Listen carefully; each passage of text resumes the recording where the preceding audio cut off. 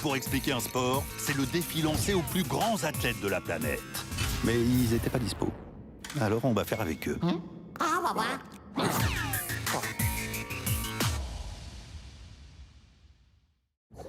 En natation, on dirait pas, mais il y a plein de manières de se faire éliminer. À vos marques! Si on bouge d'un millipoil avant que le starter ne retentisse, on est éliminé. En relais, si on part avant que son coéquipier ne touche le mur, éliminé. Autre règle plutôt méconnue, si on nage plus de 15 mètres sous l'eau sans revenir à la surface, devinez, éliminé. On irait plus vite, mais le public ne verrait rien. Alors c'est interdit. Pour gagner à la brasse, il faut toucher le mur avec les deux mains en même temps. Sinon, éliminé. Hop, hop, hop. Et attention, si un maillot de bain remonte plus haut que le nombril, éliminé. Ça ressemble trop aux combinaisons ultra lisses interdites depuis 2010. Ouais, bien essayé, mais éliminé quand même. En revanche, il est tout à fait autorisé de s'épiler pour être le plus lisse possible. Démonstration. Et oui, pour nager vite, il n'y a pas de mystère. Tout ce qui dépasse doit être éliminé. 1 minute pour expliquer un sport, c'est le défi lancé aux plus grands athlètes de la planète. Mais ils n'étaient pas dispo. Alors on va faire avec eux.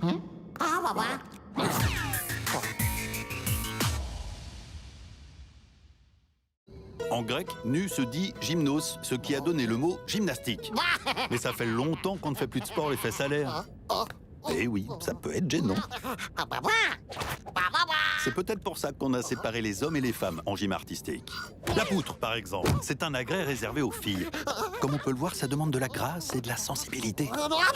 Seules les femmes ont des notes artistiques en gymnastique. Elles sont aussi les seules à faire des barres asymétriques, très physiques. Démonstration. Merci, c'était presque ça. En fait, si on enlève une barre, ça devient de la barre fixe. Et là, ce n'est que pour les hommes. Exactement comme les anneaux. Le cheval d'arçon. Non, voilà, le cheval d'arçon. Ou les barres parallèles.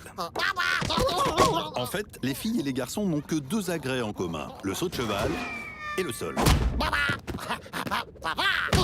Mais là, seules les femmes font leurs acrobaties en musique. Ouais, drôle de choix.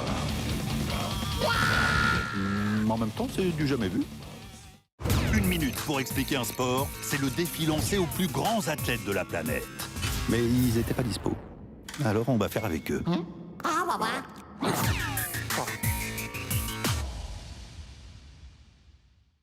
Canoë, kayak.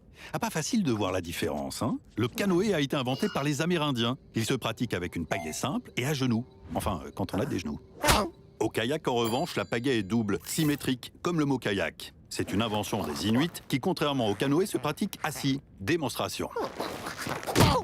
Merci, c'est gentil d'avoir essayé. Dans ces 2 embarcations, on peut soit faire de la course en ligne sur une eau plate et calme, soit du slalom sur un parcours d'eau vive. J'ai dit d'eau vive. Il faut alors franchir le plus vite possible une vingtaine de portes. Il y en a des vertes qu'il faut passer dans le sens du courant. Et oui, c'est 2 secondes de pénalité si on touche un piquet. Et attention, il y a aussi des portes rouges qu'il faut passer en remontant le courant. Allez, un petit effort. Non? Dommage. Rater une porte, c'est 50 secondes de pénalité. Oups, plus de courant. Ah, il va le faire, hein? Attention quand même, hein? Tomber de son embarcation, c'est... éliminatoire. 1 minute pour expliquer un sport, c'est le défi lancé aux plus grands athlètes de la planète. Mais ils n'étaient pas dispo. Alors on va faire avec eux.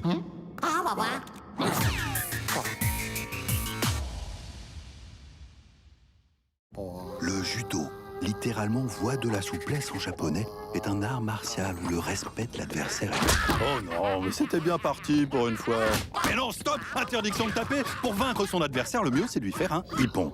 On la grippe et on le retourne comme une crêpe sur le dos. Si ça claque bien fort, ça donne hippon. L'arbitre lève le bras et le combat est gagné. Ouais, presque. Faut juste agripper le kimono, pas les oreilles. Si l'impact est mou, c'est un waza-hari. Et 2 waza-hari dans un combat, ça donne hippon. Alors si on n'arrive pas à retourner son adversaire comme une crêpe, on peut le vaincre en l'immobilisant au sol. 15 secondes, c'est waza-hari. Et 20 secondes, c'est hippon. Démonstration. Non, pas autorisé. Dernière solution pour gagner par hippon, faire une clé de bras ou un étranglement.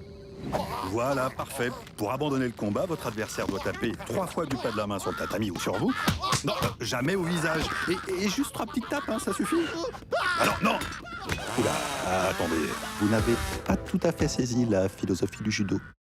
1 minute pour expliquer un sport, c'est le défi lancé aux plus grands athlètes de la planète. Mais ils n'étaient pas dispo. Alors on va faire avec eux.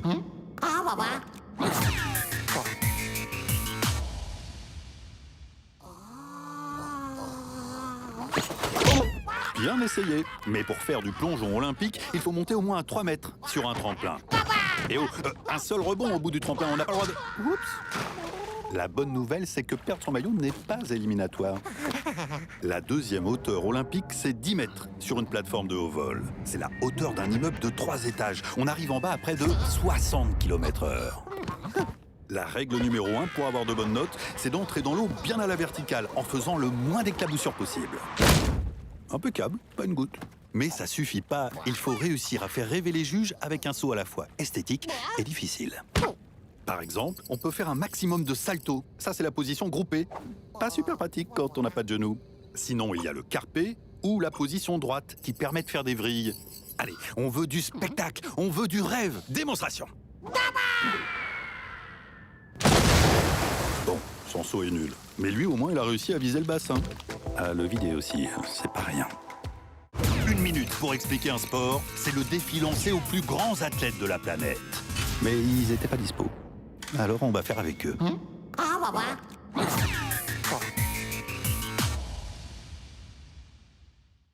Avant, le sport équestre s'était réservé aux hommes.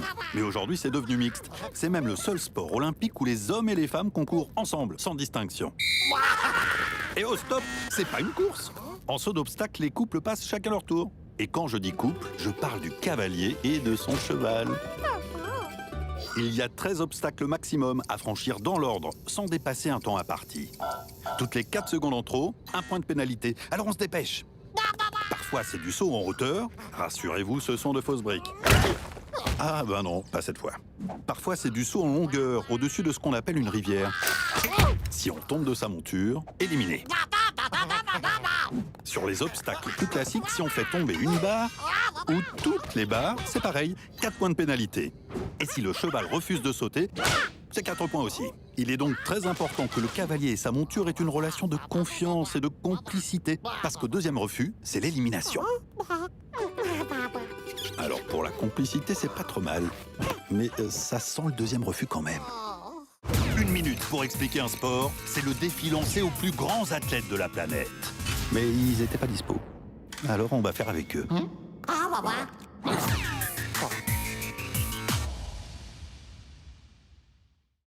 Oh oui, t'as l'air costaud, toi. Taillé pour le lancer de poids. Tiens, un boulet. Attention, ça fait plus de 7 kilos. Pour battre le record des humains, il faut le lancer aussi loin qu'un terrain de tennis. Démonstration. Oula, ça sent la migraine.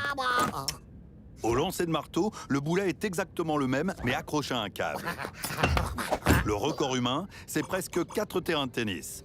Oui, effectivement, pour prendre de la vitesse, on tourne. Ah, je sens que ça va partir loin. Ou pas. Au disque, les femmes lancent plus loin que les hommes. Peut-être parce que leur disque est 2 fois plus léger. Eh, beau lancer, leur corps va peut-être tomber. Ah non, dommage, le disque doit toucher le sol. Enfin, le javelot, l'engin le plus léger, qui va le plus loin, quasiment un terrain de foot.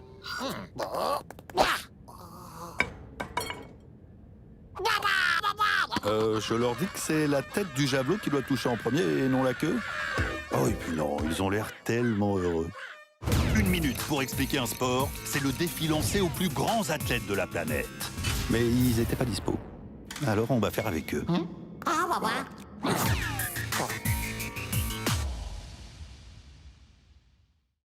Voilà, concentré. Pour ne pas être disqualifié d'office pour faux départ, il ne faut surtout pas partir avant le coup de feu. Plus de deuxième chance comme avant.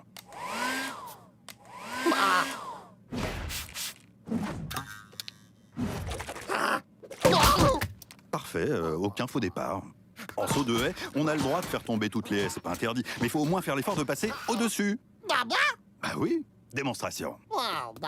Ou pas. En relais, si on fait tomber le témoin, pas de panique, hein, on n'est pas disqualifié. Par contre, seul celui qui l'a fait tomber peut le ramasser. Mais sans gêner ses adversaires. Hop, hop, hop, hop, interdiction de courir torse nu. Mais bizarrement, on a le droit de courir pieds nus. Ah, oui, pourquoi pas, même en chaussures à talons, c'est pas interdit. Enfin, c'est pas super pratique non plus. Hein. Ah, la photo finish. Alors, vous deux, vous n'êtes pas sur le podium. Tendre les oreilles en avant, ça sert à rien. Hein. C'est pas la tête qui compte, mais le point le plus avancé du torse, sans les bras. Voilà, comme ça, parfait. Ah, la poitrine, ça marche aussi. Hein. Mais là, c'est quand même un peu de la triche. 1 minute pour expliquer un sport, c'est le défi lancé aux plus grands athlètes de la planète. Mais ils n'étaient pas dispo. Alors on va faire avec eux.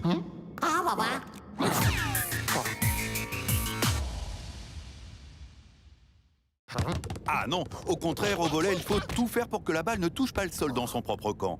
De chaque côté du terrain, 6 joueurs. Et oh les bleus, vous n'avez le droit qu'à 3 touches de balle consécutives. Le principe de base, c'est 1. La réception, 2. La passe et 3. L'attaque. La plupart du temps, on se sert des mains et des bras. Mais savez-vous qu'on peut désormais toucher le ballon avec toutes les parties du corps? La tête, le ventre, les pieds ou même les fesses si on veut. Et aujourd'hui, au service, la balle peut toucher le filet. Par contre, pour les joueurs, c'est totalement interdit. Vous savez qui est ce joueur avec cette couleur qui tranche? C'est le libéro, un super défenseur qui n'a pas le droit d'attaquer ou de servir. Et lui, c'est juste un joueur qui s'est trompé d'équipe. Allez, assez parlé, on fait un petit match? Ça se joue en 3 sets gagnants de 25 points. Et s'il y a un 5e set, il se joue en 15 points. 1 point pour les rouges. Et oui, maintenant, on peut gagner 1 point, même si on n'a pas le service. Allez, les rouges, vous récupérez le ballon et vous tournez. Ouh, je sens qu'il va être long, ce match. 1 minute pour expliquer un sport, c'est le défi lancé aux plus grands athlètes de la planète. Mais ils n'étaient pas dispo. Alors on va faire avec eux.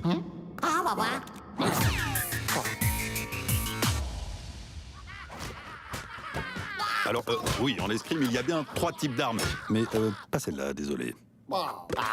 Il y a le fleuret, qui est l'arme la plus flexible. Eh oui, ça fait mal. Il y a aussi l'épée. C'est l'arme la plus lourde. Ah bah non, rien à voir avec l'épée médiévale. On parle plutôt ici de l'épée des mousquetaires.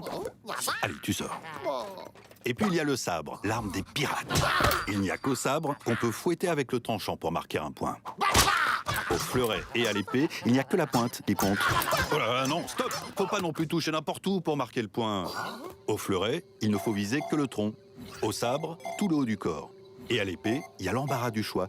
C'est l'arme la plus simple. Si les 2 adversaires touchent en même temps, 1 point partout. Alors qu'au fleuret et au sabre, c'est celui qui allonge le bras en premier qui remporte le point. C'est une question de priorité. C'est plutôt facile, non? Bon allez, assez parlé, démonstration.